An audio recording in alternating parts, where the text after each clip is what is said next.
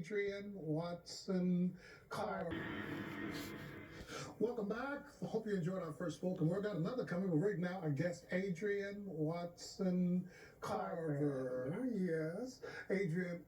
I kind of asked you when we opened up about the 25-year journey, and knowing what it's like to embark on something and then all of a sudden look back and see so many years have accumulated. Yes. What has that journey been like for you in the area of performing arts? Oh, it's been amazing. I've been a dancer and a model since I was a little girl. My whole life I've been a part of the performing arts. And I'll say about 25 years ago, on that journey, I began to think about doing things that I loved in addition to my work.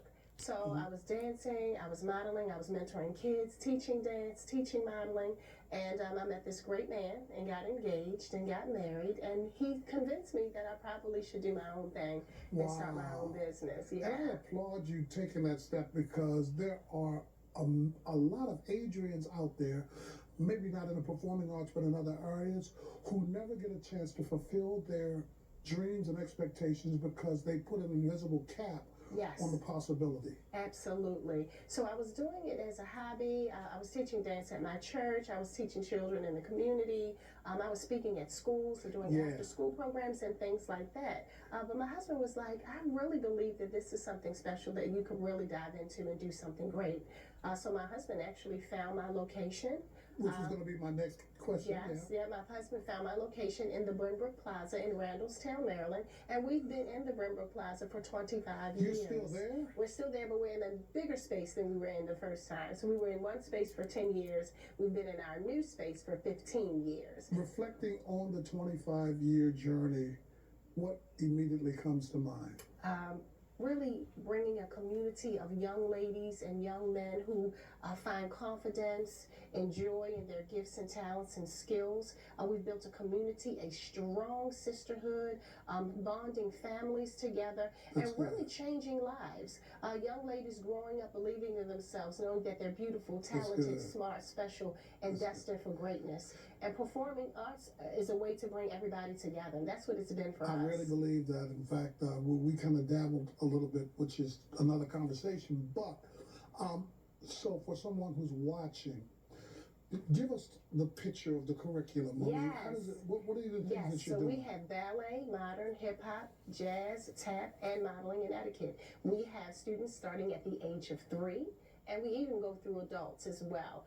You can come to Studio A and learn any genre that you like. We have contemporary dancers, lyrical dancers. We have a competition team. We have a 100 girls summer camp, performing arts summer camp that we have every single year. And we are an internationally award-winning competition team as well. I was, you're kind of right with my flow of thought, because I was going to ask, are there any networking components to what you do where you're working with other like organizations around the country? Yes, we do. We compete with dance studios from all over the world. Not only the country, but we've competed against dancers from Guam, from India, so other countries as well.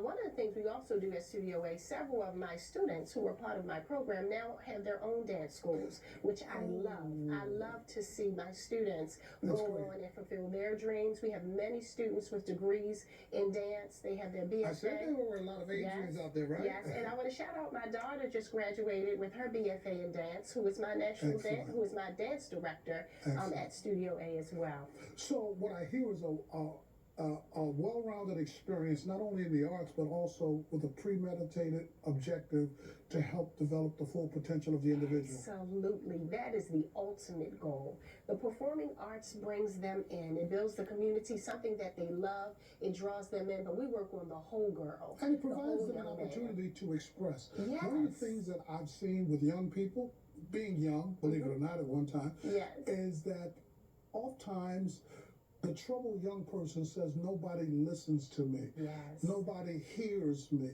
And so they want to express themselves, and you're giving them a forum that they can not only express themselves, but also awaken and recognize their potential. Yes, and learn about their gifts, and they can hone their skills as well, their gifts and talents. Many of my students go on to teach at the studio, so we have a leadership program as well, where young people are able to become junior instructors and then ultimately become employed instructors as a part of my staff.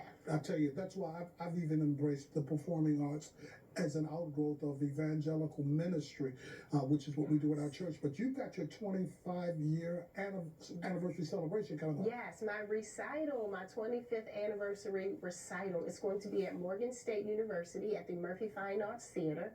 It's going to be on Sunday, December the 21st.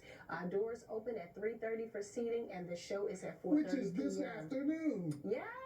So we cannot wait to see everybody there. Now, I know you probably sold a whole bunch of advance tickets, but are there walk-ups? Absolutely. You can walk up right to the box office today and get tickets for the show. Excellent. If they wanted to get some more information? Yes, they can go to studioadancemodeling.com. That's studioadancemodeling.com, or they can send us an email, and that's right on the website as well, or they can give us a call at 410-952-9394. See, you're on it. You know, as we close out this segment, one reflective thought. You've looked at 25 years. What do you see over the horizon?